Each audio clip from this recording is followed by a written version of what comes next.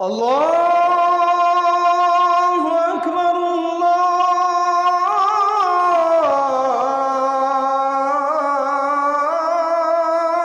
আকবার। খালেদা জিয়ার জীবন থেকে একটা বিষয় লক্ষ্য করেন, তিনি তার জীবনে কোরআন প্রিয় ছিলেন, আলেম প্রিয় ছিলেন। ব্যক্তিগত জীবনে তিনি কতটা ধার্মিক সে বিষয়ে আমি বলবো না, কারণ তার ব্যক্তিগত আমল আমি জানি না। ব্যক্তিগত জীবনে হাজারো অপরাধ তার থাকতে পারে, ভুল তার থাকতে পারে, তবে খালেদা জিয়া তার জীবদ্দশায় সরাসরি ইসলামকে কটাক্ষ করে, আলেমদেরকে অপমান করে কোনো কথা বলেছে এমন নজির আমাদের কাছে নাই। আমার ভাই জন্য শিক্ষা নেন, সময় থাকতে ইসলামের সাথে থাকেন না, আলেমদের সাথে থাকেন না, আলেমদের বদদোয়া নিয়েন না, কষ্ট দিয়েন না। আপনি মারা গেলে জানাজার খবর দিয়ে লোক ডেকে ডেকে আনা লাগবে না, বরং আপনার মৃত্যুর কথা যখন মানুষ শুনবে, মানুষেরা নিজেদের পকেটের পয়সা খরচ করে প্রয়োজনে শত শত মাইল পাড়ি দিয়ে আপনার জানাজায় গিয়ে আপনার জন্য দোয়া করে আসবে, ঠিক কি না? এই যে দুনিয়া থেকে বিদায় হয়ে গেলেন, ক্ষমতা যায় নাই, টাকাও যায় নাই, কিছুই যায় নাই, ওই কবর কিন্তু খালেদা জিয়ারেও ছাড় দেবে না। ওই কবরকে প্রধানমন্ত্রী, কে প্রেসিডেন্ট, কে বিত্তশালী আর কে গরিব কাউরে চেনে না।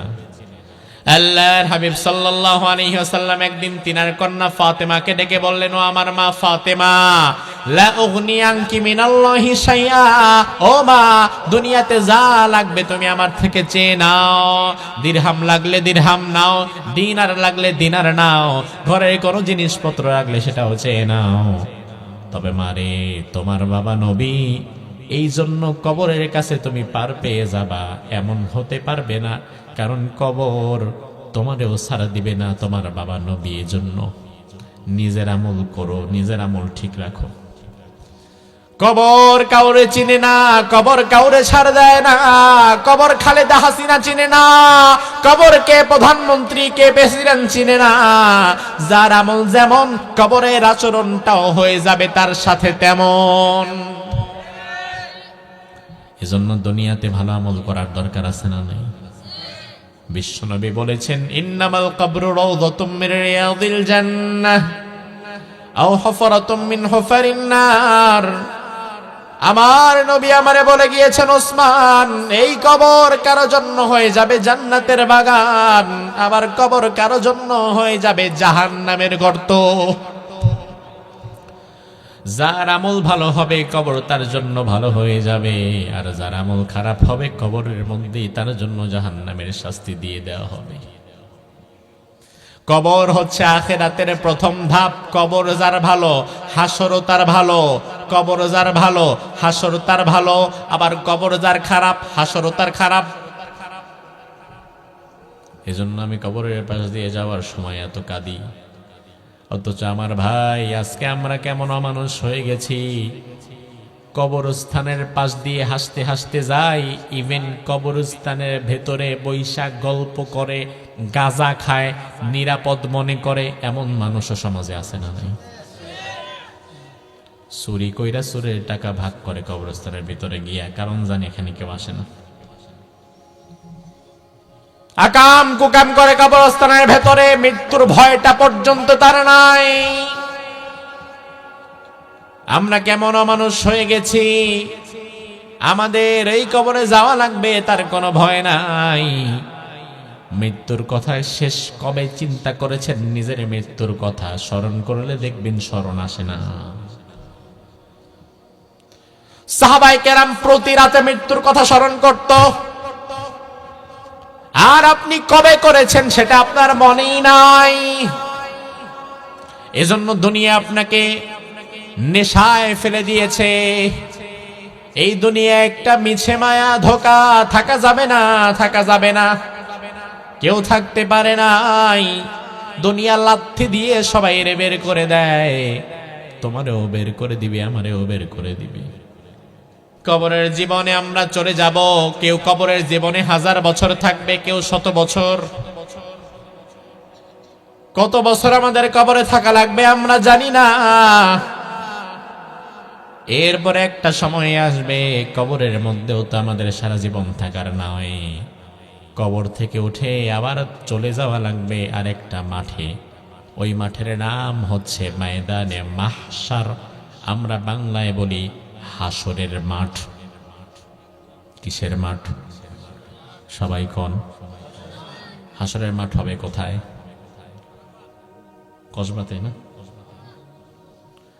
আমার ভাই, হাসরের মাঠ কোথায় হবে? হাদিসে একাধিক বর্ণনা পাওয়া যায়। কেউ বলেন আরাফার মাঠে, আবার কেউ বলেন হাসরের মাঠ হবে সিরিয়ায়। তবে আপনি যদি কোরআনকে বলেন, ও কোরআন জানায় দাও, কোরআন আপনারে জানায় দিবে ওয়ায়াউমা নুসাইরুল জিবালা ওয়া তারাল আরদা বানিজাতাও ওয়া হাশারনাহুম ফালাম নুগাদির মিনহুম আহাদা। আল্লাহ রাব্বুল আলামিন বলেন, ওই দিন আমি আল্লাহ তাআলা সব পাহাড়কে জমিন থেকে সরায় ফেলবো। সারা পৃথিবীতে লক্ষ লক্ষ পাহাড় আছে না নাই? বাংলাদেশে পাহাড়গুলো স্বাভাবিকত মাটির হয়।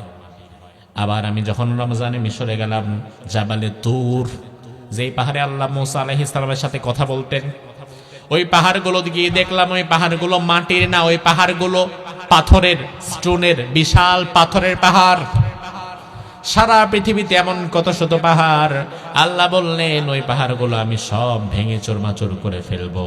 পাহাড়গুলো ভেঙে পুরা জমিনের মধ্যে আমি আল্লাহ তাআলা একটা মাঠ বানায় দেব, পুরা জমিনটাকে মাঠ বানায় দেব, একদম একদম সমতল মসৃণ, কোনো উঁচু নিচু কোনো জায়গা নাই। ওই মাঠের মধ্যেই আমি আল্লাহ তাআলা হাসর কায়েম করব। আমার ভাই, তাইলে বুঝেন, ওই যে আল্লাহ কোরআনের মধ্যে বললেন ওয়ানুফিখা ফিস-সূর, হঠাৎ একটা আওয়াজ হবে।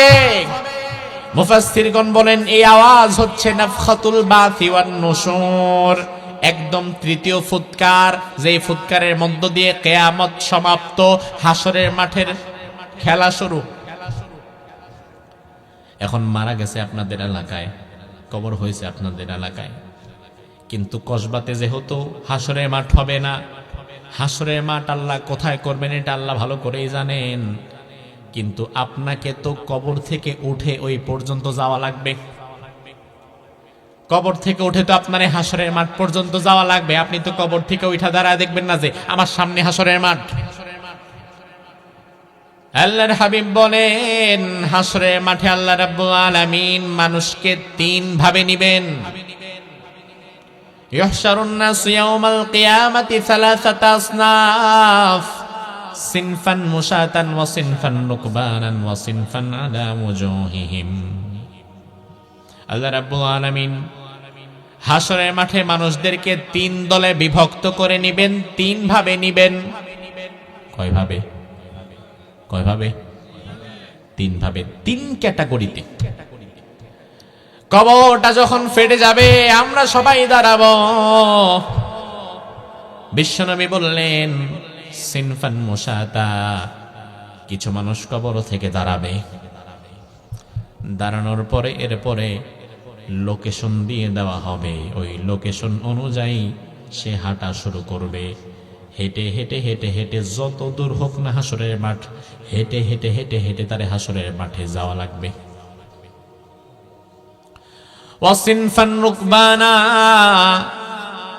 আরেকটা দল এত সৌভাগ্যবান, কবর থেকে তারা যখন দাঁড়াবে, দাঁড়ানোর পরেই দেখবে হাসরের মাঠ পর্যন্ত নিয়ে যাওয়ার জন্য আল্লাহ তাআলা তাদের জন্য জান্নাতের বিশেষ বাহন পাঠিয়ে দিয়েছেন।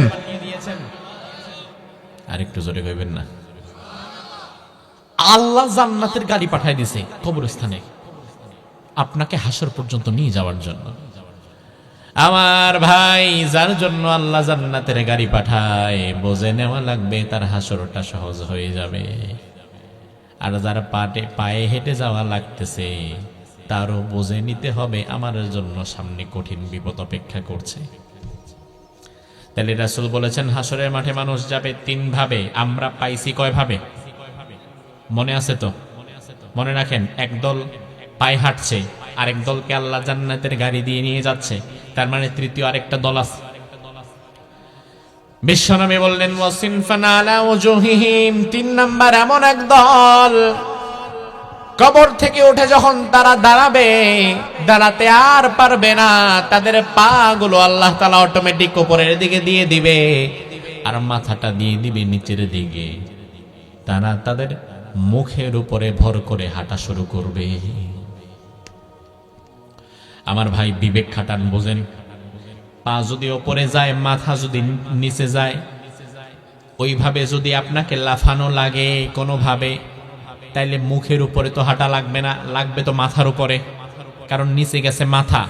কিন্তু রাসূল তো হাদিসের মধ্যে বললেন না, তারা মুখের উপরে হাঁটবে। তার মানে কি? তার মানে ফেরেশতারা তাদের ঘাড়ের হাড্ডিটা ভেঙে দিবে।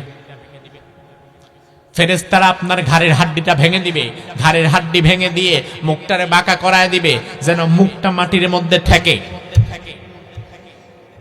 এই মুখটা দিয়ে এরপরে লাফাতে লাফাতে লাফাতে লাফাতে হাসরের ময়দান পর্যন্ত যাওয়া লাগবে। ও ভাই আমার, কতটুকু বুঝতে পারছেন জানি না। একটা বিষয় বিবেকের মধ্যে ঢোকান, পায়ের চামড়া আর মুখের চামড়া কোনোদিন এক না। পায়ের চামড়া মোটা, খালি পায়ে আপনি মাইল কে মাইল হেঁটে যান, সমস্যা নাই। তবে মুখের চামড়া মোটা না, মুখের চামড়াটা বড় পাতলা। মুখের চামড়ায় জোরে একটা ঘষা দিলেও দেখবেন চামড়া উঠে যায়। আর ওই মুখের উপরে ভর কইরা আপনারে হাঁটা লাগবে। সাহাবায়ে কেরাম বললেন, ইয়া রাসূলুল্লাহ ওয়া কাইফা ইয়ামশুনা আলা উজুহিহিম, মানুষ চেহারার উপরে কেমনে হাঁটে, মুখের উপরে আবার কেমনে হাঁটে? বিশ্বনবী বললেন, ইন্নাল্লাযী আমশাহুম আলা কদামিহিম কাদিরুন আলা আন ইয়ামশিয়াহুম আলা উজুহিহিম। দুনিয়াতে পায়ের উপরে ভর করে হাঁটার ক্ষমতা যেই আল্লাহ দিতে পারে, মুখের উপরে ভর করে হাঁটাবার ক্ষমতা দেওয়ার মালিক আমার আল্লাহ আছে না নাই? এই তিন দল মানুষ কবর থেকে উঠে হাসরের ময়দানের দিকে যাচ্ছে। একদল পায়ে হাঁটছে, আর এক দলকে গাড়ি দিয়ে নিয়ে যাওয়া হচ্ছে, আর এক দল মুখের উপরে ভর করে হাঁটছে। তাদের মুখের গোশতগুলো ছিটকে ছিটকে পড়ছে, এবড়ো থেবড়ো হয়ে যাচ্ছে। হাসরের মাঠ, যেই দলকে আল্লাহ যেই গ্রুপটাকে আল্লাহ তাআলা জান্নাতের গাড়ি দিয়ে আনবেন, ভিআইপি অভ্যর্থনা দিয়ে, ওই মানুষগুলোকে আল্লাহ তাআলা হাসরের মাঠের মধ্যে ঢুকাবেনই না। তার কারণ হাসরের মাঠটা শুনলে যত সহজ, আসলে তত সহজ না। হাসরের মাঠটা জ্বলন্ত একটা কড়াই। তেল গরম করবেন কড়াইয়ের উপরে, তেল গরম হয়ে যাওয়ার পরে মাছ দেন, বেগুন দেন, আলু দেন, পটল দেন, পেঁয়াজ দেন।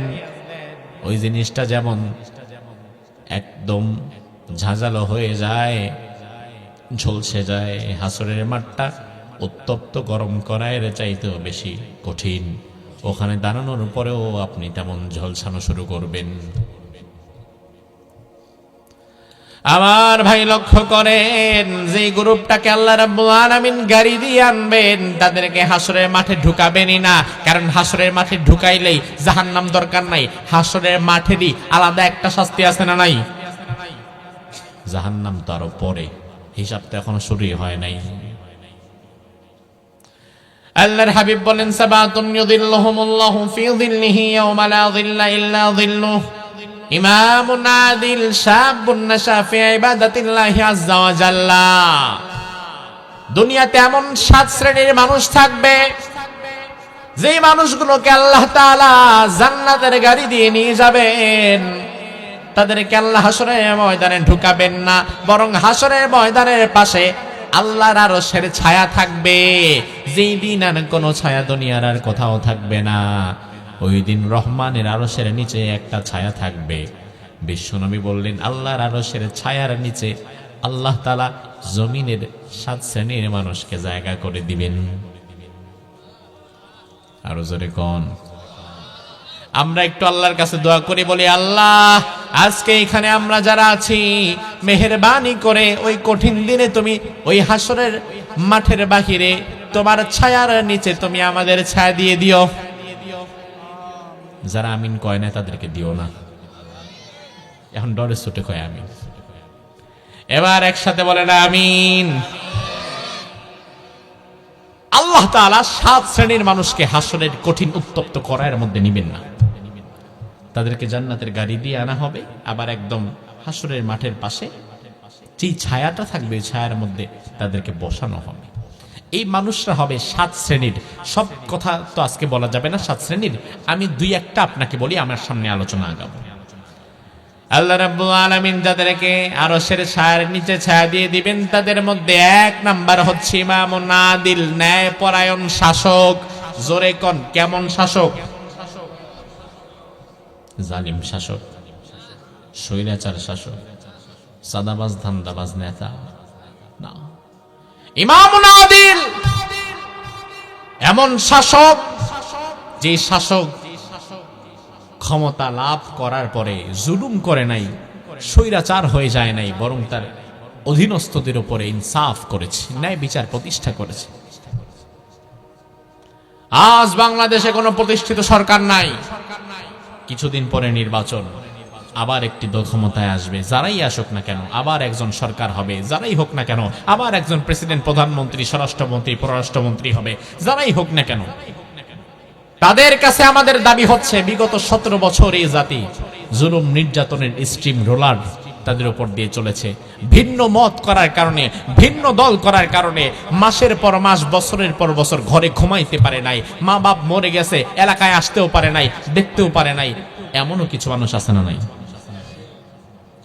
আপনি রাজনীতি করেন, কোনো সমস্যা নাই, যে কোনো দলের রাজনীতি করেন, তবে আপনাকে ইনসাফের রাজনীতি করা লাগবে। ভিন্ন মত হলেই যে তাকে ধরবো, মারবো, পিটাবো, এই টেন্ডেন্সি পরিহার করা লাগবে ভাই। ইনসাফ কায়েম করেন। ইসলাম কায়েম করার দরকার নাই আপনার। আপনি যদি ক্ষমতা পান, সবার আগে ইনসাফ কায়েম করেন, ন্যায় বিচার কায়েম করেন, ন্যায় প্রতিষ্ঠা করেন। এই ইনসাফের কথা বলতে বলতেই তো মরে গেল ওসমান হাদি। এই ইনসাফের কথা বলতে বলতে ওসমান হাদি বলেছিল, সমাজের নেতারা, আপনারা ইসলাম কায়েমের দরকার নাই, আগে আগে ইনসাফ কায়েম করেন। তার কারণ ইনসাফ কায়েম হলে ইসলাম 80% কায়েম হয়ে যাবে। কিন্তু আপনারা যদি ইনসাফ কায়েম না করতে পারেন, কোনোদিন ইসলাম কায়েমও করতে পারবেন না। ইনসাফ কায়েম করা লাগবে, ন্যায় বিচার প্রতিষ্ঠা করা লাগবে। আমি আপনাদের থেকে জানতে চাই, জবাব দিবেন ঈমানের ভিত্তিতে, আমাদের সমাজে বর্তমানে কি ইনসাফ আছে? ন্যায় বিচার আছে? ইনসাফ নাই, ন্যায় বিচার নাই। মুসলমান, ইনসাফ যদি কায়েম করা লাগে, ন্যায় বিচার যদি কায়েম করা লাগে, তাহলে রাসূলুল্লাহকে আদর্শ মেনেই কায়েম করা লাগে। তারেক রহমান সাহেব যেদিন বাংলাদেশে প্রথম আসলেন, ওই দিন কিন্তু তিনি একটা 18 মিনিটের ভাষণ দিয়েছিলেন। আমি সেই ভাষণের কিছু অংশ শুনেছি। এর মধ্যে একটা চমৎকার কথা ছিল, আগামীর বাংলাদেশে আমরা যেই দলই ক্ষমতায় যাই না কেন, রাসূল সাল্লাল্লাহু আলাইহি ওয়াসাল্লামের ন্যায় পরায়ণতার ভিত্তিতে আমরা রাষ্ট্র গঠন করব। আমরা দোয়া করি, আল্লাহ তিনি যেটা বলেছেন এটা যেন বাস্তবায়ন করতে পারে, তুমি তাকে তৌফিক দিও। কারণ অনেক হয়েছে ভাই, মারামারি, হানাহানি, চাঁদাবাজি আর দুর্নীতির রাজনীতি দেখতে দেখতে আমরা শেষ। অনেক হয়েছে, এবার থামেন, এবার ইনসাফ কায়েম করেন, ন্যায় বিচার প্রতিষ্ঠা করেন। অন্যায় যে করবে, সে যেই দলেরই হোক না কেন, তাকে প্রকাশ্য দিবালোকে শাস্তি দেওয়ার ব্যবস্থা করেন, ইনসাফ করেন। রাসূল বলেন 7 শ্রেণীর মানুষকে আল্লাহ আরশের ছায়ার নিচে ছায়া দিয়ে দিবে। এর মধ্যে 1 নাম্বার হচ্ছে যারা ইনসাফ কায়েম করবে সমাজে। 2 নাম্বার, ওয়াশাবুন নাশা ফি ইবাদাতিল্লাহি আযজা ওয়া জাল্লা, এমন কিছু যুবককে আল্লাহ তাআলা ওই জায়গায় ছায়া দিয়ে দিবেন, যে যুবক তার যৌবনটা কাটিয়েছে আল্লাহর পথে। কার পথে? জোরে কোন তো, কার পথে? আর আমাদের যুবকদের যৌবন কাটে ফেসবুকে, রিলস দেখতে দেখতে রাত পার হয়ে যায়। গার্লফ্রেন্ডের পেছনে সময় নষ্ট করতে করতে জীবন শেষ হয়ে যায়। আল্লাহর জন্য যৌবন কাটাও যুবক। তুমিও যুবক, তোমার বয়স 25 বছর, 30 বছর, 35 বছর। বুকে হাত দিয়ে বলো তো, এই দেশ ও জাতির জন্য তোমার কন্ট্রিবিউশন কতটুকু? এই দেশ ও জাতির জন্য, এই সমাজের জন্য তুমি কতটুকু কি করতে পেরেছো? তুমি তো মূলত এই দেশ ও জাতি, সমাজের বোঝা। তোমার দরকার ছিল ওসমান হাদির মতো হওয়া, তোমার দরকার ছিল খালিদ বিন ওয়ালিদের মতো হওয়া, তোমার দরকার ছিল মোহাম্মদ বিন কাসিমের মতো হওয়া। তাদের মতো না হয়ে তুমি হয়ে গেছো 2 পয়সার সস্তা টিকটকার। আছে না নাই? লজ্জা তোমার জন্য। তোমার যৌবন তো টিকটকার হওয়ার জন্য না, তোমার যৌবন তো আরেকজনের পেছনে সময় নষ্ট করার জন্য না, তোমার যৌবন তো তোমার ওই ভণ্ড নেতার পেছনে 200 টাকার জন্য সারাদিন দৌড়ানোর জন্য না, তোমার যৌবন গাজার মাদকের পেছনে সময় নষ্ট করার জন্য নয়। তোমার যৌবন দেশের জন্য, সমাজের জন্য, মানুষের কল্যাণে কাজে লাগাও, আল্লাহর পথে কাজে লাগাও। ওসমান হাদি 33 বছর, তারে কে চিনে? কি আছে তার? কিচ্ছু নাই। অথচ তার জানাজায় 15 লক্ষ মানুষ চলে আসে, তার জন্য লক্ষ লক্ষ কোটি কোটি মানুষ কাঁদে। ওসমান হাদি যখন রাস্তা দিয়ে যেত, মানুষেরা জোর করে কি করত? টাকা দিয়ে যেত, জোর করে টাকা দিয়ে যায়। আরে ভাই, টাকার কান্না দরকার। আমরা তো ফকিররা চাইলে ভিক্ষাও দিই না সব সময়। ফকির চাইলে যেখানে আমার দিলে সব হবে, লোকটার দরকার, ওইখানেও তো আমরা অনেকে ভিক্ষা দেই না, সব সময় দেওয়ার মানসিকতা থাকে না। কিন্তু ওসমান হাদি কি জীবন তৈরি করেছে, কি বিশ্বাস আর ভালোবাসা তৈরি করেছে। রাস্তা দিয়ে হেঁটে যায়, মানুষ তাকে জোর করে টাকা দেওয়া যায়, টাকা দিয়ে বলে, বাবা তুমি আগামীতে আমাদের জন্য কিছু করো, বাবা তোমার প্রতি আমাদের বিশ্বাস আছে, ভালোবাসা আছে, আস্থা আছে। আর তুমিও যুবক, তোমার জোর কইরা কেউ টাকা দেয় না, বরং তুমি আরো দোকানে দোকানে জোর কইরা 200 টাকা আর 500 টাকা উঠাও। আছে না নাই? সান্দা, আরে লজ্জা থাকা দরকার তোমার। আধিপত্যবাদীদের বিরুদ্ধে, মুশরিকদের বিরুদ্ধে কথা বলতে বলতে শহীদ হয়ে গেছে ওসমান হাদি। কি হারিয়েছে? কিচ্ছু হারায় নাই। ওই জামান আগের বক্তা বলেছে যে ওসমান হাদিকে হত্যা করেছে, আর যারা হত্যা করিয়েছে তারা ভেবেছে তারা সফল। কিন্তু ইতিহাস তো ইনস্ট্যান্ট লেখা হয় না, ইতিহাস লেখা হয় পরবর্তীতে। ইতিহাস যদি ইনস্ট্যান্ট লেখা হইতো, তাহলে ইতিহাসের পাতায় তো বিজয়ী হয়ে যেত ইয়াজিদ। কারণ ইয়াজিদ তৎকালীন জামানায় সে রাষ্ট্রপ্রধান, সে হুসাইনকে মেরে ফেলতে পেরেছে। আমার ভাই লক্ষ্য করেন, কারবালার ময়দানে ইয়াজিদ হুসাইন রাদিয়াল্লাহু আনহুকে হত্যা করেছে। হুসাইন তো শহীদ হয়ে গেছে, সেদিন বিজয়ী হয়ে গেছে। কিন্তু আপনার কাছে আমি জবাব চাই, সত্যিকার অর্থে মন থেকে বলবেন, আপনার কাছে সফলকে ইয়াজিদ নাকি হুসাইন? আপনার কাছে সফল কি ইয়াজিদ নাকি হুসাইন? প্রকৃত বিজয়ী কি ইয়াজিদ নাকি হুসাইন? তার মানে আমার ভাই, সফলতা হার জিতের সাথে সম্পৃক্ত নয়, বেঁচে থাকার মনে যাওয়ার সাথেও সম্পৃক্ত নয়। দেখা লাগবে আপনি কোন পথে ছিলেন, সেই পথের সাথে সম্পৃক্ত। এজন্য হুসাইন রাদিয়াল্লাহু আনহু কারবালার ময়দানে জীবন দিয়েছেন। এই সাওয়ালা ভাই, কারবালার ময়দানে জীবন দিয়েছেন, মৃত্যুবরণ করেছেন। শাহাদাতের নজরানা পেশ করার মধ্য দিয়ে আমাদের জীবনে তিনি প্রভাব ফেলে গিয়েছেন। আজকে এত বছর পরেও আপনাদের কুটি চৌমোহনী কসবা ব্রাহ্মণবাড়িয়াতে হাজার হাজার হোসাইন নামের লোক আছে না নাই? কিন্তু ইয়াজিদ নামে একটা লোক পাইছেন না। হাদি মারা গিয়েছে, ব্যর্থ হয় নাই, বরং হাদি সফল, আর তারে যারা মারছে তারাই ব্যর্থ। ঠিক কিনা?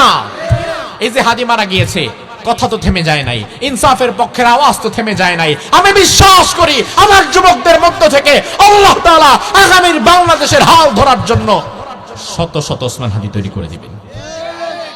তৈরি হবে তো তোমরা? ইনশাআল্লাহ তৈরি হবা। আধিপত্যবাদীদের বিরুদ্ধে কথা বলার জন্য তোমাকে আবার দাঁড়াতে হবে, মুশরিকদের বিরুদ্ধে কথা বলার জন্য তোমাকে আবার দাঁড়াতে হবে, জালিম স্বৈরাচারের বিরুদ্ধে কথা বলার জন্য তোমাকে আবার দাঁড়াতে হবে। তুমি টিকটকার হবা না, তুমি ওসমান হাদি হবা, তুমি মোহাম্মদ বিন কাসিম হবা, তুমি খালিদ বিন ওয়ালিদ হবা। কারা কারা হবা? দুই হাত তুলে আল্লাহরে দেখাও।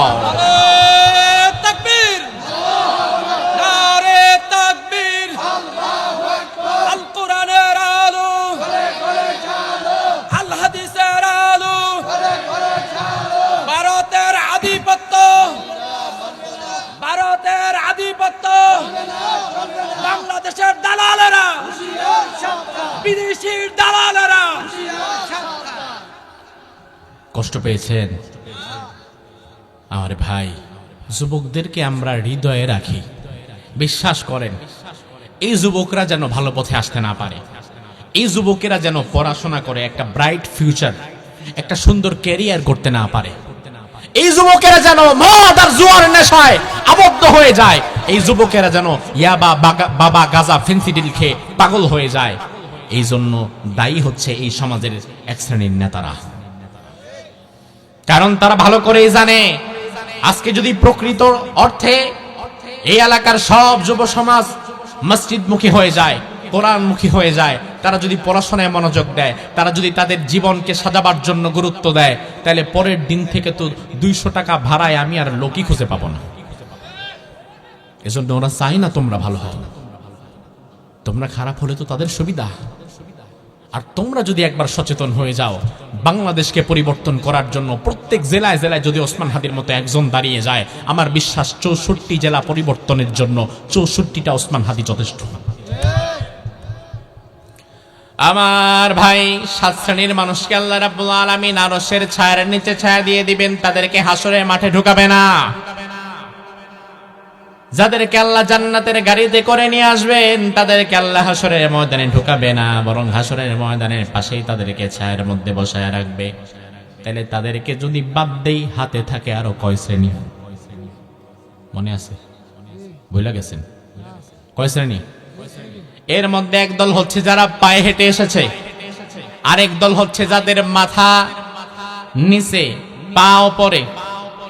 আল্লাহ রাব্বুল আলামিন মাথা নিচের দিকে দিয়ে যারা আসবে, তাদেরকেও হাসরের ময়দানের মধ্যে নিবে না, বরং কোরআনের মধ্যে আল্লাহ বললেন, ফায়াউমা ইযিল্লা ইউসআলু আন দামবিহি ইনসু ওয়ালা জান ফাবিআইয়ি আলাই রাব্বিকুমা তুকাযযিবান। আমি আল্লাহ রাব্বুল আলামিন ওই পাপিষ্ঠদেরকে জিজ্ঞেস করব না অপরাধ কি, জবাব দে, মিজানের পাল্লায় আয়, আমলগুলো মাপি, কোনো দরকার নাই। আল্লাহ বললেন, ইউরাফুল মুজরিমুন বিসিমাহুম ফায়ুখাযু বিন নাওয়াসি ওয়াল আকদাম। ওই পাপিষ্ঠদের চেহারা দেখেই ফেরেশতারা বুঝে যাবে, তাদেরকে ধাক্কা দিয়ে লাথি দিয়ে জাহান্নামের মধ্যে ঢুকায় দিবে। আল্লাহর হাবিব বলেন, ইউতা বিজাহান্নামা ইয়াউমা ইযিন লাহা ৭০,০০০ জিমাম মা কুল্লি জিমামিন ৭০,০০০ মালাকিন ইয়াজুরুনাহা। হাসরের মাঠটা আল্লাহ যেখানে বানাবেন, ওই হাসরের মাঠে আল্লাহ তাআলা জাহান্নামকে টেনে টেনে টেনে টেনে নিয়ে আসবেন। জাহান্নামের গায়ের উপরে ৭০,০০০ শিকল লাগানো থাকবে। কয় হাজার? কথা কন। ৭০,০০০ শিকল। আবার বিশ্বনবী বললেন, প্রতিটি শিকলে ধরে টানবে ৭০,০০০ ফেরেশতা। ৭০,০০০ শিকল, আবার প্রতি শিকলে ৭০,০০০ ফেরেশতা টানতে টানতে টানতে টানতে জাহান্নামকে হাসরের মাঠে নিয়ে আসবেন। তবে জান্নাতকে হাসরের মাঠে আনবেন না। আল্লাহ বলেন, ওয়া উজলিফাতিল জান্নাতু লিল মুত্তাকিনা গায়রা বাঈদ। আমি আল্লাহ তাআলা জান্নাতকে হাসরের মাঠের কাছাকাছি রাখবো, তবে এত বেশি কাছে আনবো না। তবে জাহান্নামকে একদম হাসরের মাঠের ভেতরে ঢুকায় ফেলবো। যে মানুষগুলো মাথা নিচের দিকে আর পা উপরের দিকে, তাদের কোনো হিসাব কিতাব হবে না, বিনা হিসাবেই তাদেরকে জাহান্নামে ঢুকায় দেব। আল্লাহ বললেন, ফালা নুকিমু লাহুম ইয়াউমাল কিয়ামাতি ওয়াজনা। তাদের জন্য আমি মিজানের কোনো পাল্লাই বসাবো না। আমার ভাই, ভালো করে বোঝেন, আমার আল্লাহ কিন্তু ইনসাফ করেন, তিনি জুলুম করেন না। তাইলে আপনার প্রশ্ন হতে পারে, হুজুর, তাইলে যেই মানুষগুলো আসছে মাথা নিচে আর পাও পরে, এদের তো অন্তত আমলনামা হিসাব করা দরকার ছিল, তো হিসাব কিতাব ছাড়াই জাহান্নামে দিল কেন? আল্লাহ কি জুলুম করলো নাকি? না, আল্লাহ জুলুম করে নাই। আমার ভাই, হিসাব হবে তো তার, নেক আমল বদ আমল দুইটাই আছে যার, ঈমান আছে যার, আবার ঈমানের পরে হয়তো ভালো আমল করেছে, আবার খারাপ কাজও করেছে, হিসাব তো হবে তার। কিন্তু যার ঈমানই নাই, তার তো কোনো ভালো আমলই নাই, তার আর কিসের হিসাব? যেমন ভালো করে বোঝেন, আমেরিকার বর্তমান প্রেসিডেন্ট কি নাম? Donald Trump. এবারটা কি ঈমানদার না বেঈমান? সে যদি আজকে মরে যায়, এই ডোনাল্ড ট্রাম্পের হিসাব আর কি হবে? কারণ যে বেঈমান, তার তো নেক আমলের খাতা খোলাই হয় নাই। এখন তারে যদি হিসাবের জন্য ডাকেন, আরো সময় নষ্ট হবে। এই জন্য যারা মাথা নিচের দিকে আসবে, এদেরকে আল্লাহ তাআলা হিসাবের কাঠগড়ায় আনবেনই না, বরং আসার সাথে সাথেই লাথি দিয়ে জাহান্নাম। তাইলে বুঝেন, হাসরের বিশাল মাঠ, যাদেরকে গাড়ি দিয়ে আনা হলো, তাদেরকে আল্লাহ হাসরের মাঠে ঢুকান। আহারে, কথা না বললে তো বলবো না। না তো চিন্তা করতেছেন যে সব ওয়াজ আপনি আজকে একাই করেন, আনছি না আপনার কষ্ট করে আবার ওয়াজও করুন। আমার ভাই লক্ষ্য করেন, যাদেরকে আল্লাহ গাড়ি দিয়ে এনেছেন তাদেরকে কিন্তু আল্লাহ হাসরের মাঠে ঢুকান নাই। আবার যারা মাথা নিচের দিকে দিয়ে আসতেছে এদেরকেও ঢুকান নাই। গাড়ি দিয়ে যাদেরকে আনছে তাদেরকে সরাসরি আরশের ছায়ায় বসায় দিছে, আর যারা মাথা নিচের দিকে দিয়ে আসছে তাদেরকে জাহান্নামে পাঠায় দেওয়া হয়েছে। তাইলে মধ্যখানে বাকি আছে কয় দল? যারা পায়ে হেঁটে হেঁটে এসেছে। এবার আল্লাহ রাব্বুল আলামিন ওই পায়ে হাঁটাদেরকেই বলবে তোমরা এবার হাসরের মাঠে ঢুকো। তাইলে হাসরের মাঠে থাকবে কিন্তু মাত্র এক শ্রেণীর মানুষ, যারা পায়ে হেঁটে আসবে। হাজার হাজার কোটি কোটি মানুষ আমরা হাসরের ময়দানে দাঁড়াবো। আল্লাহর হাবিব বলেন, ইহশারুন নাসু ইয়াউমাল কিয়ামাহ হুফাতান উরাতান গুরলা। আল্লাহ রাব্বুল আলামিন হাসরের মাঠের মধ্যে যাদের দাঁড় করাবেন তাদের কারো খতনা করা থাকবে না, মুসলমানই হবে না। তাদের মাথায় কোনো কাপড় থাকবে না, পায়েও কোনো জুতা থাকবে না, পা থেকে মাথা পর্যন্ত একেবারে উলঙ্গ, কোনো কাপড় চোপড় নাই। হাজার হাজার কোটি কোটি মানুষ হাসরের ময়দানে দাঁড়িয়ে আছে উলঙ্গ হয়ে। দুনিয়াতে ল্যাংটা হয়ে রাস্তা দিয়ে একটা পাগল হাইটা গেল মানুষে তাকায়, অথচ সেই দিন কোটি কোটি মানুষ উলঙ্গ, কেউ তাকাবে কিনা? মা আয়েশা বললেন, ইয়া রাসূলুল্লাহ আর রিজালু ওয়ান নিসাউ জামিআ ইয়ানজুরু বা'দুহুম ইলা বা'দ। নারী পুরুষ সবাই একসাথে থাকবে, তেলে যে একে অপরকে দেখবে না, আমরা যে উলঙ্গ থাকব। আল্লাহর হাবিব বললেন, আয়েশা তুমি হাসরের মাঠ সম্পর্কে জানো না? আল আমরু আহাম্মু মিন আন ইয়ানজুরা বা'দুহুম ইলা বা'দ। ও আয়েশা, হাসরের মাঠের কঠিন অবস্থা এত ভয়াবহ হবে, একে আরেকজনের দিকে তাকানো তো দূরের কথা, নিজের শরীরের দিকে নিজে তাকানোর মতো সময় খুঁজে পাবে না। আমার ভাই, তার কারণ কি? তার কারণ হচ্ছে আপনি এমন জায়গায় দাঁড়াবেন যেখানে দাঁড়াবার মতো ক্ষমতা আপনার পায়ের নাই, যেখানে আপনার পা ঝলসে যাবে, ঝলসে যাবে। আল্লাহর হাবিব বলেন, ইহশারুন নাস ইয়াউমাল কিয়ামাহ আলা আরদিন বাইদা আফরা কাকরসাতি নাকি। আল্লাহ রাব্বুল আলামিন হাসরের মাঠকে বানাবেন তামাটে মসৃণ সমান আটার খামিরের মতো। হাসরের মাঠকে আল্লাহ বানাবেন তামা দিয়ে। কি দিয়ে? তামা বোঝেন? তামা, তামা দিয়ে কেন হাসরের মাঠ বানাবেন? আজকের বিজ্ঞান বলছে দুনিয়ার যত ধাতু আছে তাপ সুপরিবাহী, এর মধ্যে তামার তাপ সুপরিবাহী ক্ষমতা সবচেয়ে বেশি। এই জন্য এই যে মাইকের তার, এই মাইকের তারের মধ্যে তামার ব্যবহার হয়। এই যে লাইটের তার, এই তারের মধ্যে তামার ব্যবহার হয়। কারেন্টের প্রতিটি জায়গায় তামার ব্যবহার হয়। এই জন্য আপনি দেখবেন লাইটের সুইচটা যদি থাকে আপনাদের কসবায়, আর লাইটটা যদি থাকে ঢাকায়, কসবা থেকে তার দিয়ে ঢাকা পর্যন্ত যদি টানা হয়, কসবার সুইচে যদি চাপ দেওয়া হয়, ঢাকার লাইটটা জ্বলতে এক মুহূর্ত সময়ও লাগবে না। এত দ্রুত তাপ চলে যায় তামার ভেতর দিয়ে। তামা সবচেয়ে বেশি তাপ সুপরিবাহী ক্ষমতা রাখে। হাসরের মাঠকে আল্লাহ তামা দিয়ে বানাবে। তামা, তামার উপরে আপনি দাঁড়াবেন, আমি দাঁড়াবো। আর বিশ্বনবী বলেন, তুদনাশ শামসু ইয়াউমাল কিয়ামাতি মিনাল খালক হাত্তা তাকুনা মিনহুম কামিকদারি মিল ফায়াকুনুন নাসু আলা কদরি আমালিহিম ফিল আরাক। আল্লাহ রাব্বুল আলামিন ওই দিন আমাদের মাথার 1-1.5 ইঞ্চি উপরে সূর্যটা এনে দেবেন। মাথার 1-1.5 ইঞ্চি উপরে সূর্যটা এনে দেবেন। আমার ভাই, দুনিয়াতে আমাদের থেকে সূর্যের দূরত্ব বিজ্ঞানীরা বলেন 9,30,00,000 মাইল। কত মাইল? 9,30,00,000 মাইল। এত দূর থেকে এই সূর্যটা যখন তাপ দেয় চৈত্র মাসে, বেশি না, মাত্র 45, 42, 43, 42, 43, 45 ডিগ্রি সেলসিয়াস তাপমাত্রায় গরমের দিনে দেখবেন আপনার পুকুরের পানি শুদ্ধ গরম হয়ে যায়। ফ্যান ছাইরা ফ্যানের নিচে বসে দেখবেন ঘামতেছেন। 9,30,00,000 মাইল দূর থেকে সূর্যটা মাত্র 45 ডিগ্রি তাপমাত্রা দিয়ে যদি আপনার পুকুরের পানি গরম করে দিতে পারে, ওই ভয়াবহ সূর্যটাকে আল্লাহ তাআলা আপনার মাথার 1-1.5 ইঞ্চি উপরে এনে এরপরে সূর্যের সর্বোচ্চ শক্তি দিয়ে দিবেন, মাথার চাঁদনি ফেটে যাবে মুহূর্তেই, পায়ের পাতাগুলো ঝলসে শুরু করবে, কারণ পুরা মাঠ তামার। সূর্য অন হওয়ার সাথে সাথে পুরা মাঠ কারেন্ট হয়ে যাবে।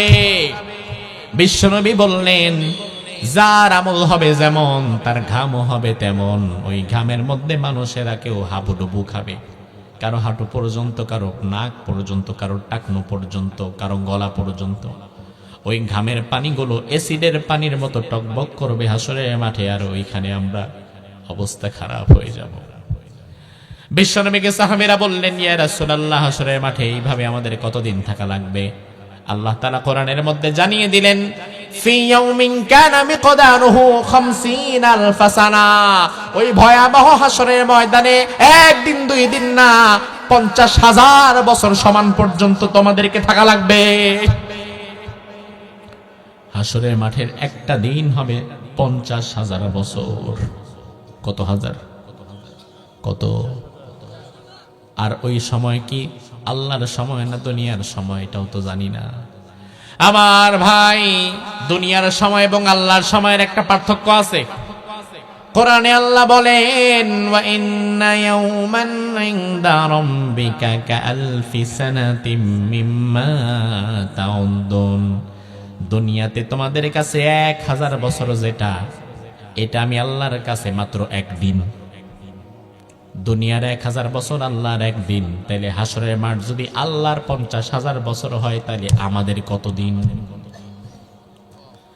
এই লম্বা সময় আমরা অ্যাসিডের মতো গরম পানি আর ঘামের মধ্যে থাকব।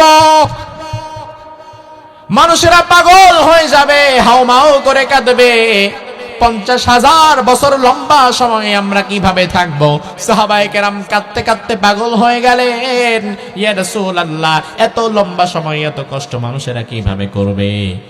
বিশ্বনবী বললেন, সাহাবীরা চিন্তা করো না, ইমানদার ব্যক্তি যারা হবে, যাদের ইমানে কোনো ভেজাল নাই, ওই ইমানদার ব্যক্তিদের জন্য হাসরের মাঠের 50,000 বছর সমান লম্বা সময়টা হয়ে যাবে কাসলাতিল মাকতুবা, এক ওয়াক্ত ফরজ নামাজের মতো সংক্ষিপ্ত সময়। আরো জোরে কম। বেঈমান মুনাফিকের জন্য সেটা 50,000 বছর সমান লম্বা, আর ইমানদারের জন্য আল্লাহ তাআলা এক ওয়াক্ত নামাজ পড়তে যে কয়েক মিনিট লাগে, এতটুকুর মধ্যে কাজ সেরে দিবেন। ভাই আমার, কোনদিন শরীর ভালো, মনটাও ভালো, ওই দিন খাওয়া দাওয়া করে স্ত্রী সন্তান নিয়ে হয়তো রাতের 10টায় ঘুমিয়ে গিয়েছেন, কোনো টেনশন নাই, পেরেশানি নাই, শরীর শারীরিক কোনো দুর্বলতা নাই। 10টার দিকে ঘুমায়া হয়তো 5টার দিকে উঠছেন। এই 6-7 ঘন্টা ঘুমানোর পরেও মনে হবে রাতটা খুব তাড়াতাড়ি পার হয়ে গেছে, আর একটু ঘুমাতে পারলে ভালো লাগতো। কিন্তু আপনার যদি কোনোদিন রাতের 3:30টার দিকেও মাথা ব্যথা, পেট ব্যথা শুরু হয়, ফজর হইতে বাকি আর মাত্র 1-1.5-2 ঘন্টা, ওই দিন দেখবেন এই 1.5-2 ঘন্টাই যেন আপনার একটা বছরের সমান লম্বা। আল্লাহ রাব্বুল আলামিন হাসরের মাঠ এমন উত্তপ্ত করবেন, দাঁড়িয়ে থাকা যাবে না, মানুষেরা পাগল হয়ে যাবে, বাঁচার জন্য ডানে বামে দৌড়াবে। দৌড়িয়ে সব মানুষ একত্রিত হয়ে বলবে, আমরা নিজেরা কিছুই করতে পারবো না, চলো আমরা কোন আল্লাহর নবীর কাছে যাই, যে আল্লাহর সাথে একটু কথা বলবে, সুপারিশ করবে। সব উম্মতেরা গিয়ে হাজির হবে একজন নবীর কাছে। ওই নবীর নাম আদম। কি নাম? আলাইহিস সালাম। গিয়ে বলবে, আপনি পৃথিবীর প্রথম মানুষ, খলাকাকাল্লাহু বিয়াদিহি, আল্লাহ তাআলা তার নিজ হাতে আপনারে বানিয়েছেন। ওয়া নাফাখাকা ফীহি মির রূহিহি, আপনার ভেতরে আল্লাহ রূহ দিয়েছেন। আপনি আজকে আল্লাহর দরবারে যান, আমাদের জন্য হিসাবের জন্য আপনি বলেন জান্নাতে যাই আর জাহান্নামে যাই, ওইটা দেখার দরকার নাই। আপনি আল্লাহরে বলে দেন, আল্লাহ যেন তাড়াতাড়ি হিসাব নিকাশ শুরু করে, আর দাঁড়িয়ে থাকতে পারছি না, অবস্থা খারাপ। আল্লাহরে শুধু বলেন, আল্লাহ যেন বিচার শুরু করে। আদম আলাইহিস সালাম বলবে, না না, আমি আল্লাহর দরবারে যেতে পারবো না, তার কারণ আমার আল্লাহ তাআলা আমারে বলেছিলেন, আদম ওই গাছের কাছে যেও না, ফল খেও না। আমি চলে গিয়েছি, ফলও খেয়েছি। এখন আমি যদি আজকে আল্লাহর কাছে শুরুতে গিয়ে বলি আল্লাহ বিচার শুরু করেন, আর আল্লাহ যদি বলে আদম তোমার তো এই গাছের কাছে যেতে না করেছিলাম, ফল খেতে না করেছিলাম, তুমি যেহেতু গেছো ফলও খাইছো, তাইলে হিসাব যদি শুরু করা লাগে তোমার হিসাবটা তুমি আগে দাও। আদম আলাইহিস সালাম বলবে অসম্ভব, আমি আজকে আল্লাহর সাথে একটা কথাও বলতে পারবো না, অন্য জায়গায় যাও। আমার ভাই, আমাদের বাংলাদেশে এক শ্রেণীর ভণ্ড পীর আছে যারা তাদের মুরিদদেরকে বোঝায় আমাদের কাছে আসবা, মুরিদ হইবা, মাজারে গরু দিবা, ওরসে সিন্নি দিবা, হাত টিপবা, পা টিপবা, মাথা টিপবা, মাঝে মাঝে বোর্ডারেও নিয়ে আইবা, নামাজ কালামের দরকার নাই। বাংলাদেশে এমন ভণ্ড পীর এবং মুরিদ আছে না নাই? মুরিদ কয় বিনিময়ে আমি পাবো কি, পীর সাহেব কয় চাও কি, মুরিদ কয় জান্নাত চাই, হাসরের মাঠটা পার হতে চাই। পীর সাহেব কয় সমস্যা নাই, হাসরের মাঠে তোমারে আমি পার করায় দেবো। অথচ আদম নবী বলে আমি আল্লাহর সাথে কথা বলতে পারবো না, সেখানে তোমার পীর তোমারে পার করাবে কেমনি? এই হাদিসটা শোনো, তোমার ভুল ভেঙে যাবে। আমি রাসূলের হাদিস বলছি তোমার সামনে, কোনো বানানো গল্প না। আদম আলাইহিস সালাম বলবে আমি পারবো না, অন্য কারো কাছে যাও। উম্মতেরা সবাই এবারে কাঁদতে কাঁদতে চলে যাবে আরেকজন নবীর কাছে। ওই নবীর নাম নূহ আলাইহিস সালাম। কি নাম? গিয়ে বলবে আপনি আল্লাহর দরবারে একটু দোয়া করেন। সাম্মাকাল্লাহু আবদান শাকুরা, আল্লাহ তাআলা আপনাকে শুকরগুজারকারী বান্দা বানিয়েছিলেন, আপনি একটু দোয়া করেন যেন আল্লাহ বিচার শুরু করে দেয়, আমরা আর হাসরের মাঠে থাকতে পারছি না। নূহ আলাইহিস সালাম বলবে না না, আমি আল্লাহর দরবারে কথা বলতে পারবো না। তার কারণ দুনিয়ার সব নবীকেই আল্লাহ তাআলা একটা বিশেষ দোয়া দিয়েছিলেন, যে দোয়াটা করলে সাথে সাথে আল্লাহ কবুল করে ফেলবেন। এটাকে বলা হয় দাওয়াতে মুস্তাজাবা, স্পেশাল পাওয়ার। এই দোয়াটা করলে সাথে সাথে আল্লাহ কবুল করবেন। আমি আল্লাহর দরবারে এই দোয়াটা করেছিলাম তখন যখন বন্যার দরকার ছিল। আমি আল্লাহরে বলেছিলাম আল্লাহ লা তাযার আলাল আরদি মিনাল কাফিরিনা দাইয়ারা, ও আল্লাহ আমার কওমের লোকেরা আমার কথা শোনে না, সবাইরে তুমি বন্যা দিয়ে ধ্বংস করে দাও। আমার আল্লাহ তাআলা বন্যা দিয়ে দিয়েছিলেন, সব ধ্বংস করে ফেলেছিলেন। এখন আল্লাহ যদি আজকে আমারে বলে নূহ দোয়ার তো একটা তোমারে দিয়েছিলাম, তুমি তোমার কওমরে বদদোয়া দিয়ে ধ্বংস করে দিয়েছো, তুমি তো চাইলে আমারে বলতে পারতা আল্লাহ আমার স্পেশাল দোয়ার দ্বারা তুমি সবাইরে হেদায়েত দিয়ে দাও। এইটা না করে তুমি তো ধ্বংস করে দিতে বলেছো। আজকে যদি হিসাব শুরু করা লাগে তাহলে তোমার হিসাবটা তুমি আগে দাও। নূহ নবী বলবে আমি আল্লাহর কাছে যেতে পারবো না, অন্য কারো কাছে যাও। উম্মতেরা এবার দৌড়ে দৌড়ে চলে যাবে ইব্রাহিম আলাইহিস সালামের কাছে। জোরে কোন কার কাছে? আমাদের কি লাগে? 17 বছর তো বানাইছিলেন আরেকজন রে, এজন্য ভুলাই গেছেন। ও মুসলমান জবাব দাও, আমাদের জাতির পিতার নাম কি? আরেক দল ক্ষমতায় আসলে আবার জাতির পিতা আরেকজনরে বানাইবেন। যদি ইমানদার হন কিয়ামত হয়ে যাবে, আপনার জাতির পিতার জায়গা থেকে আপনি নড়বেন না, ঠিক কি না? কিয়ামত হয়ে যাক, আমার জাতির পিতা ইব্রাহিম ইব্রাহিম ইব্রাহিম আলাইহিস সালামের কাছে উম্মতেরা গিয়ে বলবে আল্লাহর পয়গম্বর ইব্রাহিম আল্লাহর দরবারে সুপারিশ করেন, ইশফা লানা ইলা রাব্বিক। ইব্রাহিম আলাইহিস সালাম বলবেন অসম্ভব, আমি পারবো না, কারণ আমি এমন 3টা কথা বলেছি যে 3টা কথা কিছুটা মিথ্যার মতো হয়ে গেছিল। আমার বন্ধুরা এসে আমার বললে ইব্রাহিম মেলায় যাও, আমি বললাম আমি যাব না। কেন যাব না? আমি বললাম আমি অসুস্থ। আমি তো আসলে অসুস্থ ছিলাম না। এখন আল্লাহ যদি আমারে বলে ইব্রাহিম তুমি তো আসলে সেই দিন অসুস্থ ছিল না, তাহলে বলছিলা কেন এই কথাটা? জবাব যদি দেওয়া লাগে তোমারটা আগে দাও, তাহলে আমি কি বলবো? নবীরা পর্যন্ত ইয়া নাফসি করবে, অসম্ভব। আল্লাহর সাথে আমি কথা বলতে পারবো না। উম্মতেরা চলে যাবে আরেক নবীর কাছে, যেই নবীর মুখের আগে হাত চলতো বেশি। হ্যাঁ, কি নাম? মুসা নবী। গিয়ে বলবে আল্লাহর পয়গম্বর মূসা ইসতাফাকাল্লাহু বিরিসালাতিহি ওয়া বিকালামি, আল্লাহ তাআলা রিসালাতের জন্য তার সাথে কথা বলার জন্য আপনাকে নির্বাচিত করেছেন। আপনি আল্লাহর বড় ভালোবাসার নবী ছিলেন। আপনি একটু আল্লাহর দরবারে আজকে বলেন, আল্লাহ যেন আমাদের বিচারটা শুরু করে দেয়, হাসরের মাঠে আর থাকতে পারছি না। মূসা আলাইহিস সালাম বলবে, না না, আল্লাহর দরবারে আমি আজকে কথা বলতে পারবো না। তার কারণ আমি এমন এক ব্যক্তিকে হত্যা করেছিলাম, লাম উমার বিকতলিহা, তার হত্যার বিষয়ে তো আল্লাহ তাআলা আমারে আদেশ দেয় নাই। রাস্তা দিয়ে যাচ্ছিলাম, এমন সময় দেখি দুইজন ঝগড়া করছে। আমি সামনে গেলাম, দেখলাম যে এই ব্যক্তি অপরাধী, তার অপরাধ বেশি। তারে বললাম, ভাই তুমি তার প্রাপ্যটা দিয়ে দাও। সে আমার সাথে ঘাটতারামি করলো, দিমু না, কি করবি? আমার মাথায় রাগ উঠে গেল, আমি মারলাম এক থাপ্পড়। এই থাপ্পড় খায়া দেখি জায়গার মধ্যে শেষ। এমন এক নবী, যে নবীর এক থাপ্পড়ে মানুষ মরে যায়।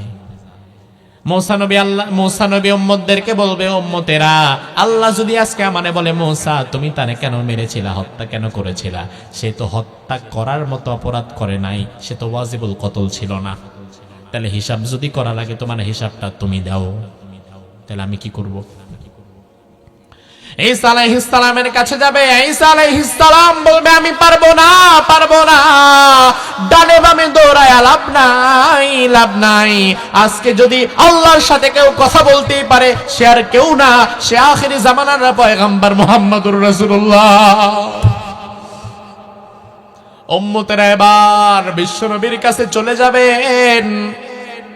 আল্লাহর হাবিব থাকবেন মাকামে মাহমুদে সিজদায় পড়ে। সিজদা থেকে বিশ্বনবী মাথা তুলবেন না। হাজার হাজার কোটি কোটি উম্মত বিশ্বনবীকে চারদিক দিয়ে ঘিরে ধরবে। সব উম্মতেরা বলবে, ইয়া রাসূলুল্লাহ ইশফা লানা ইলা রাব্বিক, ও আল্লাহ, আল্লাহর পয়গম্বর, ও আমাদের কলিজার টুকরো নবী, আজ ডানে বামে অনেক দৌড়ালাম, আদমের কাছে গেলাম, নূহের কাছে গেলাম, ইব্রাহিম, মূসা, ঈসার কাছে গেলাম, আমাদের জন্য কেউ কিছু করতে পারছে না, কেউ কথাও বলতে পারছে না। আপনি মেহেরবানি করে আল্লাহর দরবারে একটু দোয়া করেন, আমাদের জন্য সুপারিশ করেন। কোটি কোটি উম্মত চারিদিক দিয়ে কাঁদবে, ও নবী আপনি আমাদের জন্য সুপারিশ করেন। উম্মতও কাঁদে, নবীও কাঁদে, উম্মত দাঁড়ায় দাঁড়ায় কাঁদবে, নবীও সিজদায় পড়ে কাঁদবে। পুরা হাসরের মাঠটা ওই মুহূর্তে ক্রন্দনরত একটা জায়গা হয়ে যাবে। কান্না ছাড়া কারো মুখে আর কোনো ভাষা নাই। চোখটা বন্ধ করে ভাবেন, আপনি কাঁদছেন, আপনার সামনে নবী সিজদায় পড়ে, নবীও কাঁদছে। আপনি নবীরে বলছেন, নবী আল্লাহর সাথে একটু কথা বলেন, আমাদেরকে বাঁচান, আমরা আর দাঁড়াতে পারছি না। নবীও সিজদার মধ্যে পড়ে পড়ে কাঁদছে। নবী যখন উম্মতের কান্না আর সহ্য করতে পারবে না, সিজদায় থাকা অবস্থায় নবী আল্লাহরে বলবে, আল্লাহ, দুনিয়াতে সব নবীর একটা দাওয়াতে মুস্তাজাবা ছিল, বিশেষ ক্ষমতা ছিল, বিশেষ দোয়া ছিল। ওই দোয়াটা করলেই তুমি কবুল করে নিতা। দুনিয়ার সব নবীরা তাদের দোয়াটা দুনিয়াতেই ব্যয় করে ফেলেছে, আমি কিন্তু ওই দোয়াটা ব্যয় করি নাই। আমি বদরে মার খেয়েছি, ওহুদে মার খেয়েছি, দাঁত ভেঙে গিয়েছে, মাথায় লোহার হেলমেট ঢুকে গিয়েছে, তবুও দোয়াটা ব্যয় করি নাই। তায়েফে মার খেয়েছি, তবুও দোয়াটা করি নাই। মাসের পর মাস খাবার পাই নাই, তবুও দোয়াটা করি নাই। আমার ওই দোয়াটা আজকে আমার যে উম্মতের আমার পাশে দাঁড়িয়ে দাঁড়িয়ে কাঁদছে, আমার ওই দোয়াটা আজকে আমার উম্মতের জন্য আমি করতে চাই। আল্লাহু আকবার। বিশ্বনবী এভাবে কাঁদবেন, আল্লাহর দরবারে দোয়া করবেন। এমন সময় হঠাৎ একটা আওয়াজ আসবে, মহান আল্লাহর কণ্ঠের আওয়াজ। জোরে কোন? আল্লাহ বলবেন, ইয়া মুহাম্মদ। পুরা হাসরের মাটি স্তব্ধ। উপর থেকে আওয়াজ আসছে, ইরফা রাসাক, মাথা তুলেন, সালতোতা, কি লাগবে বলেন, ইশফা তুশাফা, উম্মতের মধ্যে কারে কারে মন চায় আপনি সুপারিশ করে জান্নাতে নিয়ে যান। আমার ভাই, আল্লাহ রাব্বুল আলামিন এই প্রথম তিনি প্রকাশিত হবেন, হাসরের মাঠ শেষ করে দেবেন। এবার আল্লাহ বলবেন, এই বিচার শুরু হবে। হাসরের মাঠের শত শত কোটি কোটি মানুষ সবাই পিন পতন নীরবতার সাথে দাঁড়িয়ে যাবেন। কোরআনে আল্লাহ বললেন, ইয়াউমা ইয়াকুমুর রূহু ওয়াল মালাইকাতু সাফফা লা ইয়াতাকাল্লামুনা ইল্লা মান আযিনা লাহুর রাহমানু ওয়া ক্বালা সাওয়াবা। আল্লাহ রাব্বুল আলামিন প্রকাশিত যখন হবেন, তার রূপটা থাকবে রাগান্বিত, কহার। ওই মুহূর্তে আল্লাহর রাগান্বিত অবস্থা দেখে সব নবীরা লাইনে দাঁড়িয়ে যাবে, এমনকি জিবরিল আমিন সহ সব ফেরেশতারা লাইনে দাঁড়িয়ে মাথা নিচের দিকে দাঁড়িয়ে থাকবে। আল্লাহর সাথে কথা বলার মতো ক্ষমতা কারো নাই। এবার আল্লাহ রাব্বুল আলামিন ভয়ঙ্কর রূপে তিনি প্রকাশিত হবেন। কেউ আল্লাহর সাথে বিন্দুমাত্র কথাও বলতে পারবে না। আমার ভাই, এবার বিবেকের কাছে প্রশ্ন করেন, আগে বিশ্বাস করেন ইয়াহিয়া তাকে পর্যন্ত আপনাদের সামনে যা বলেছে নিজের থেকে বানানো একটা কথাও বলে নাই, হয়তো হাদিস নয়তো কোরআনের আয়াত থেকে বলেছে। আলেম ওলামায়ে কেরাম স্টেজে আছেন, তারা সাক্ষ্য দেবেন, পরবর্তীতে জেনে নেবেন। কোরআনের কথা তখন আমি আপনাদের সামনে বললাম। ও ভাই আমার, এবার নিজের বিবেকের কাছে প্রশ্ন করেন, আল্লাহ রাব্বুল আলামিন হাসরের কঠিন ময়দানে আল্লাহর সঙ্গে জিবরিল আমিন পর্যন্ত কথা বলার সাহস পাবে না। বিশ্বনবীকে অনুমতি দেওয়ার আগে বিশ্বনবী নিজেও মাথা তুলবে না। দুনিয়ার সব নবীরা আল্লাহর সাথে কথা বলতে ভয় পাবে। তোমার পীর যদি তোমারে বোঝায়, তার কাছে গেলে মাজারে ওরসে সিন্নি দিলে আর টাকা দিলে তার মতো করে চললে তোমারে হাসরের ময়দান পার করে দিবে, তাইলে বুঝে নিবা তোমার পীর সাহেব সাক্ষাৎ মিথ্যাবাদী। কারণ যেই দিন নবী রাসূলরা পর্যন্ত কথা বলতে ভয় পাবে, ওই দিন কোনো পীরের খাওয়া নাই। কথা কি বুঝেন? মাথায় ঢুকে বিবেক দিয়ে বুঝেন। আদম আলাইহিস সালাম বলবে, আল্লাহর সামনে আমি কথা বলতে পারবো না। নূহ আলাইহিস সালাম বলবে, আমি পারবো না। ইব্রাহিম খলিল বলবে, আমি পারবো না। মুসা ঈসা বলবে, আমি পারবো না। মুহাম্মদুর রাসূলুল্লাহ সিজদা থেকে মাথা তুলবে না। ইয়াউমা ইয়াকুমুর রূহু ওয়াল মালাইকাতু সাফফা লা ইয়াতাকাল্লামুনা ইল্লা মান আযিনা লাহুর রহমান।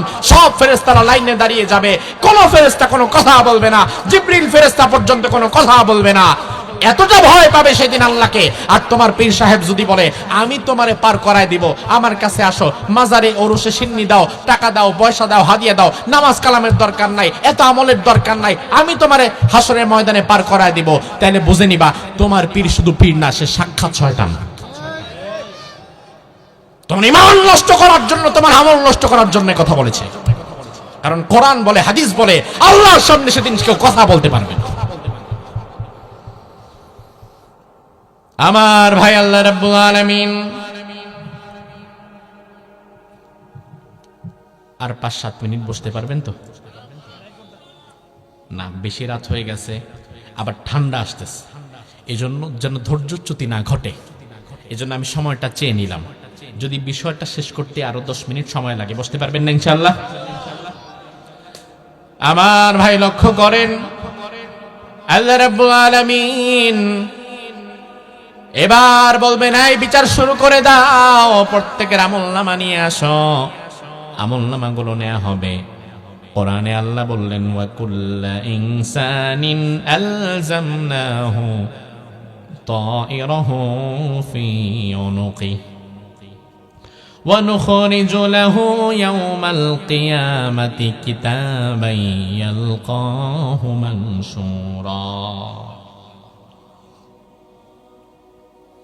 প্রত্যেক মানুষের গর্দানে, ঘাড়ের মধ্যে আল্লাহ রাব্বুল আলামিন একটা মেমরি কার্ড ঢুকিয়ে রেখেছেন।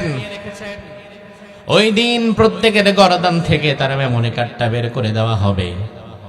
দুনিয়াতে কখন কি করছেন, কি খাইছেন, কই গেছেন, না গেছেন, সবগুলো আল্লাহ তাআলা ওই মেমরি কার্ডের মধ্যে ধারণ করেছেন।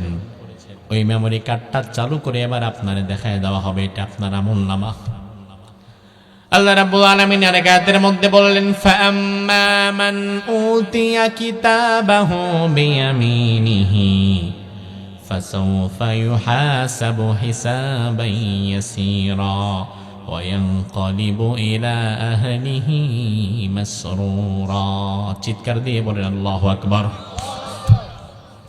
হাসরের ময়দানে আল্লাহ রাব্বুল আলামিন আমলনামা দিবেন, আমলনামা হাতের মধ্যে দিবেন, হাতের মধ্যে।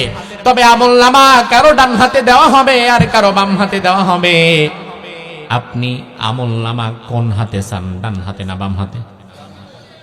মাশাআল্লাহ, কোন হাতে, ডান হাতে না বাম হাতে? ডান হাতে যাদের আমলনামা দেওয়া হবে, আল্লাহ বললেন ডান হাতে যাদের আমলনামা দেওয়া হবে ফাসাউফা ইউহাসাবু হিসাবান ইয়াসীরা, তাদের হিসাবটা আল্লাহ বড় সহজ করে নেবেন। মা আয়েশা জিজ্ঞেস করলেন ইয়া রাসূলুল্লাহ, হিসাব সহজ আবার কি? বিশ্বনবী বললেন আয়েশা রে, হিসাব সহজ মানে হচ্ছে আইয়ানযুরা ফি কিতাবিহি ফায়াতাজাওয়াজ আনহু। আল্লাহ রাব্বুল আলামিন, এটা ধরেন একটা আমলনামা, অথবা এই যে কোরআন শরীফ, মনে করেন এটা আমার আমলনামা, বিশাল একটা বই। আমি কই গেছি না গেছি, কি করছি না করছি, কি খাইছি না খাইছি, সব লেখা আছে প্রতি পৃষ্ঠায় পৃষ্ঠায়। আল্লাহ রাব্বুল আলামিন আমলনামা ডান হাতে যাদের দেবেন, ডাকবেন, আমলনামার দিকে একবার তাকাবেন, আমলনামাটা খুলবেন না। আমলনামাটা না খুলে আমলনামাটার দিকে একবার তাকাবেন, ওই ব্যক্তির দিকে একবার তাকাবেন। তাকানোর পরে আল্লাহর কোনো কারণে মনে হবে এই বান্দা দুনিয়াতে অপরাধ যা করেছে না করছে, আবার চোখের পানি ফেলছে আমার জন্য, কাঁদছে, ইস্তেগফার করছে, মাফ চাইছে, ভালো কাজও করছে।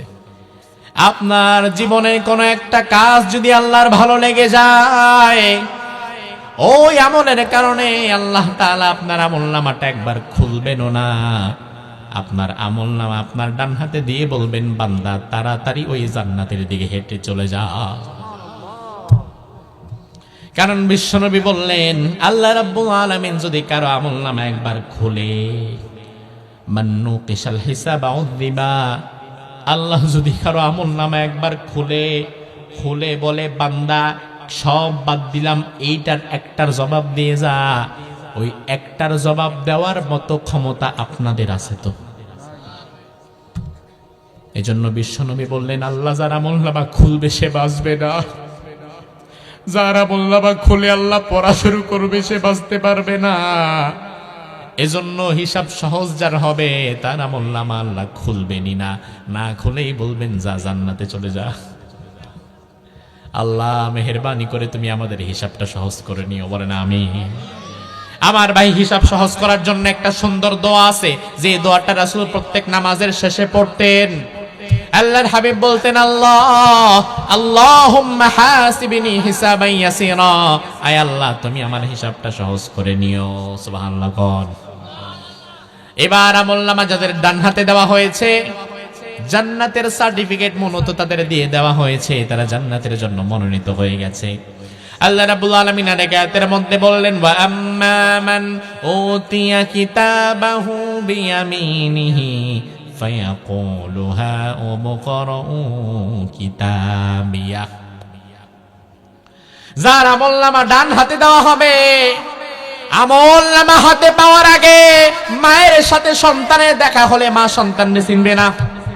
আমলনামা ডান হাতে পাওয়ার আগে বাবার সাথে সন্তানের দেখা হলে সন্তান বাবার পরিচয় দিবে না। তার কারণ ওই মুহূর্তে টেনশনে সবাই নাফসি নাফসি করে দৌড়াবে, কেউ কারো পরিচয় দিবে না, চিনবে না। কিন্তু আমলনামা আল্লাহ যাদের ডান হাতে দিয়ে দিবেন, আমলনামা ডান হাতে পাওয়ার পরে আর কি চিন্তা আছে? ওই মুহূর্তে মনে হবে আহারে আমি তো জান্নাতে ঢুকেই যাব, আমার মা, আমার বাবা, আমার ভাই, আমার বোন, আমার এলাকার বন্ধু বান্ধবগুলো যাদের সাথে আমি ঘুরতাম তারা কোথায়, একটু দেখে যাই।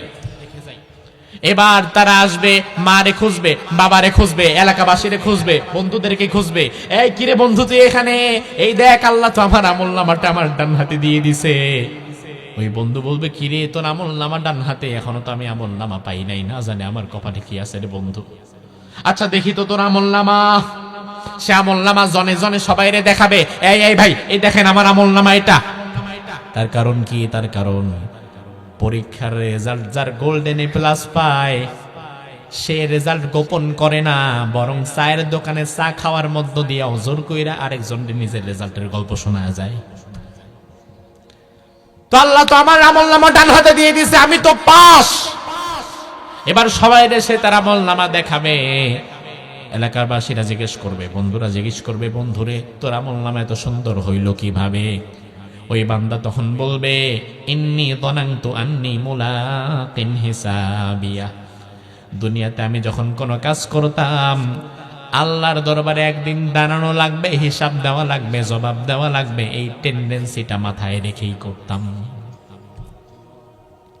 ও যুবক ভাই, ও মুরব্বী বাবা, দুনিয়াতে যত কাজ করেন মনে রাখবেন এই প্রতিটি কাজের হিসাব আল্লাহর দরবারে একদিন দেওয়ার দরকার আছে না নাই?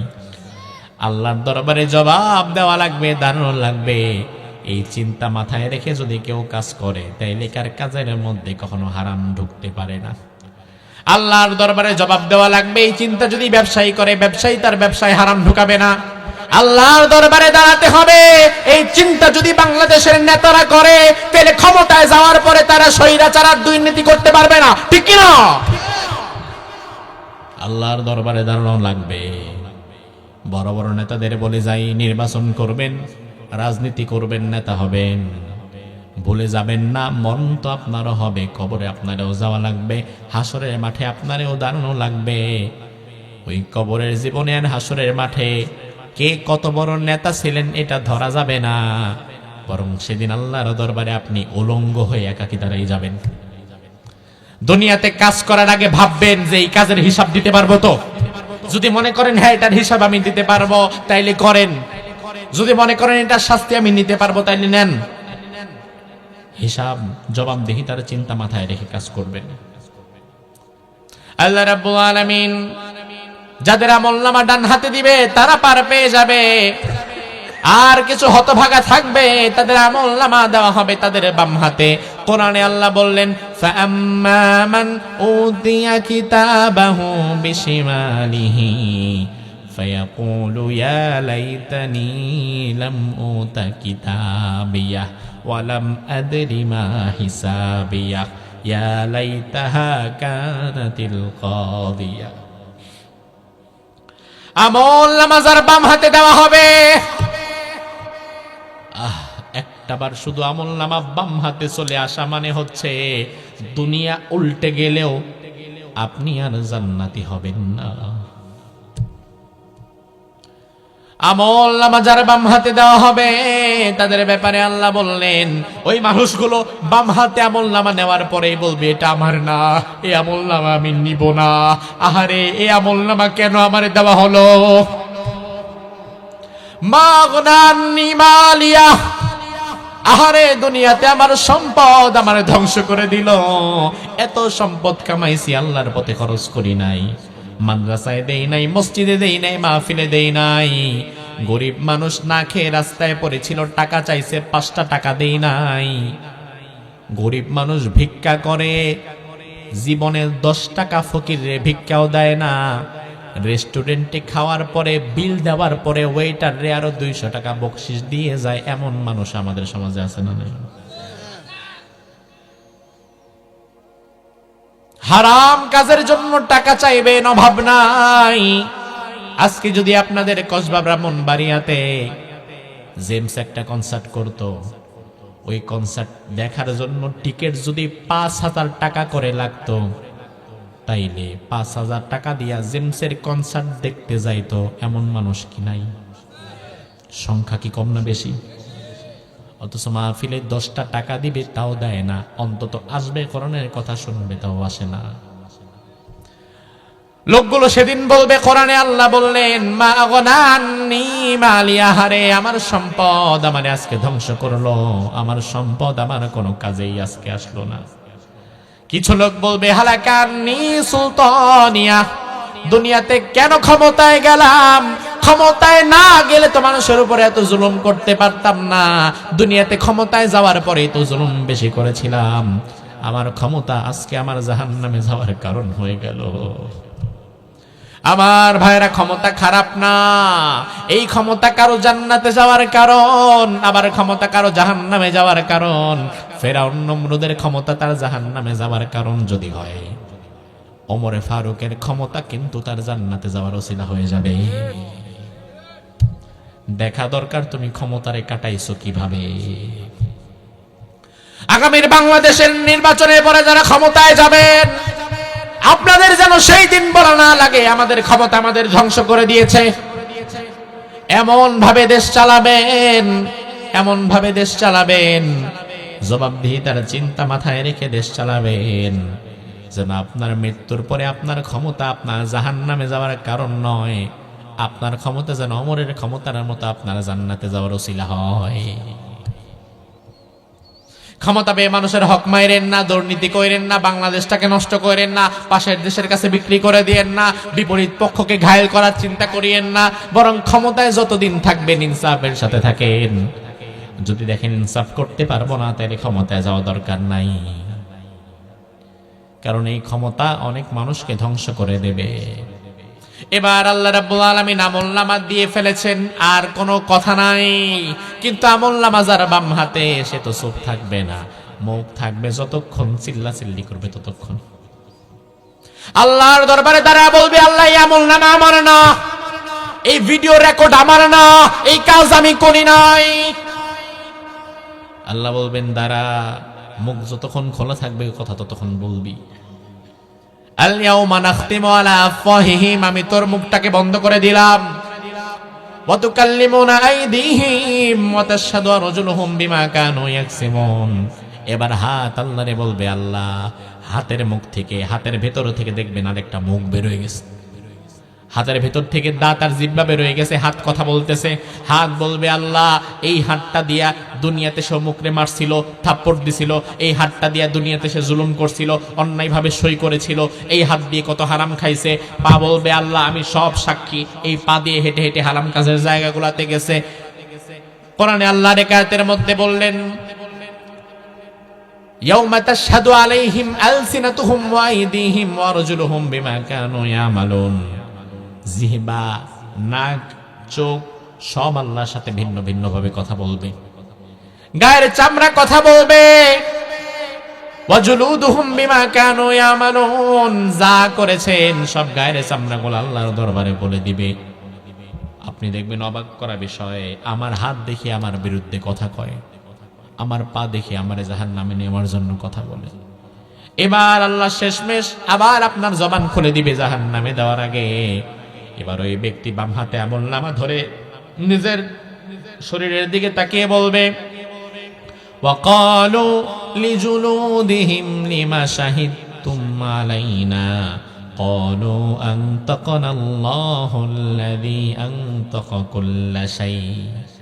শরীরের দিকে তাকায় বলবে, ওরে হাত, দুনিয়াতে কত ভালো তোরে বেসেছিলাম, শীতকাল আসলে মেরিল দিতাম, ভ্যাসলিন দিতাম, সোনো পাউডার দিতাম, তোর যেন কষ্ট না হয়। পা তোর শীত লাগবে বলে শীতের দিন তোরে মোজা পরায় রাখতাম, পানিতে ভিজাইতাম না, ওজোর পানিটাও লাগাইতাম না যেন তোর কষ্ট না হয়। ও চামড়া, বিদেশ থেকে লোশন আনতাম তোরে চকচকা রাখার জন্য। ও হাত, তুই কি আমারে ভুলে গেলি? একদিন তুই হাত ভাঙার পরে সর্বোচ্চ দামি চিকিৎসা করলাম যেন তুই হাতের কষ্ট না হয়। আজকে তুই হাত, তুই পা, তুই আমার বিরুদ্ধে সাক্ষ্য দিয়ে আমার জাহান্নামে দিলি রে। হাত পা, হাত পা চামড়া সেদিন বলবে, দুনিয়াতে তোমার অধীনস্থ আল্লাহ করেছিল, কথা বলার ক্ষমতা দেয় নাই, এজন্য কথা বলতে পারি নাই। আজকে আল্লাহ কথা বলার ক্ষমতা দিয়েছে, এই জন্য সব বলে দিলাম। আমার ভাই, কথা বলার মতো আর জায়গা নাই। আল্লাহর দরবারে একটাবার অনুরোধ যে করবেন, আল্লাহ আবার একটাবার সুযোগ দেন, এই জায়গাটাও নাই। আপনার মাথার চুল থেকে পায়ের পাতা পর্যন্ত সব তখন আপনার বিরুদ্ধে চলে গেছে। ওই মুহূর্তে মাথা নিচু করে জাহান্নামে যাওয়া ছাড়া আর উপায় নাই। আমার ভাই, সেই কঠিন দিন আসার আগে জবাবদিহিতার চিন্তা মাথায় রেখে জীবন চালানোর দরকার আছে না নাই? আমরা যেন সেই জবাবদিহিতার চিন্তা মাথায় রেখে আমাদের জীবন কাটাতে পারি। বছরের প্রথম দিন যেমন আমরা কোরআনের জন্য দিয়েছি, সারা বছর যেন আমরা কোরআনের সাথে কাটাতে পারি। আল্লাহ তৌফিক দান করুক। আমরা বলি আমিন। হাদা মা ইনদি ওয়াল ইলমু ইনদাল্লাহ আলাইহি তাওয়াক্কালতু ওয়া ইলাইহি উনীব।